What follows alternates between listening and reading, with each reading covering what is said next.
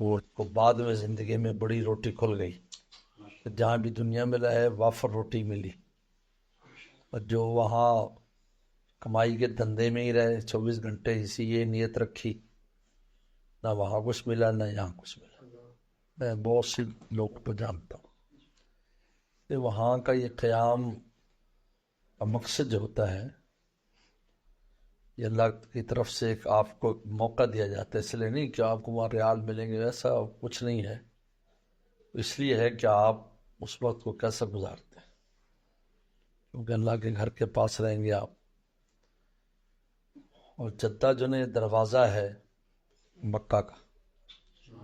جس طرح مکہ کا ادب ہے جدہ کا بھی ادب ہے، اس کو دروازہ قرار دیا، یہ باب و مکہ کہلاتا ہے جدہ جو، اس لیے وہ میقات کے اندر ہے، ہاتھ سے باہر نہیں ہے، میقات تو سمندر میں ہے، اس لیے جدہ پہنچنے سے پہلے پہلے آپ کو احرام باندھنا ہے، اب دروازے پہ پہنچنا ہے۔ ہاں حرم آ گیا، حرم کا تو الگ معاملہ ہے، حرم تو مسجد کی طرح ہے، اس کا تو معاملہ الگ ہے، وہ تو بالکل 6 کلومیٹر تک ہے بس گھر کے ارد گرد، یعنی 3 بڑے دائرے ہیں اللہ کے گھر کے۔ پہلا دائرہ مسجد حرام کا ہے، طواف ہوتا ہے، دوسرا دائرہ حرم کا ہے جہاں بغیر احرام کے داخل نہیں ہو سکتے، تیسرا دائرہ حل کا ہے، میقات اور حرم کے درمیان کی ساری جگہ حل ہے، اس کے بعد میقات کے بعد جو لوگ ہیں یہ آفاقی اور غیر ملکی کہلاتے ہیں۔ تو اللہ نے اپنے گھر کے احترام میں یہ دائرے رکھے، پہلے میقات کراس کرو ہل میں آنے کے لیے احرام سے آنا، ہاں اگر ہل میں ہو تو پھر حرم احرام سے جانا، ٹھیک ہے، تو ہل میں آئیں گے، ہل سے حرم میں آئیں گے، حرم سے مسجد حرام میں جائیں گے۔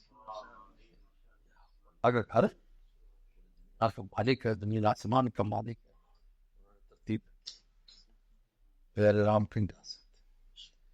جدہ کو بھی باب و مکہ قرار دیا، اس لیے اب بھی بعد جو وہاں بس سٹاپ مشہور جو سٹاپ ہے اس کا نام باب مکہ ہے،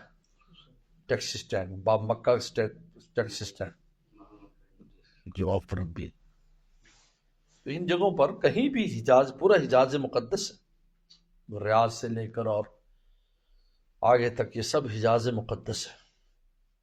اس میں مقدس جگہ ہیں، مطلب وہاں جو لوگ آداب سے رہتے ہیں اور اس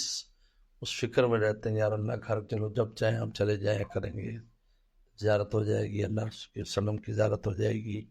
اور اس کی فکر میں بھی رہے، جب موقع ملا بس موقع ملا اور گناہ سے اپنے آپ کو بچائے،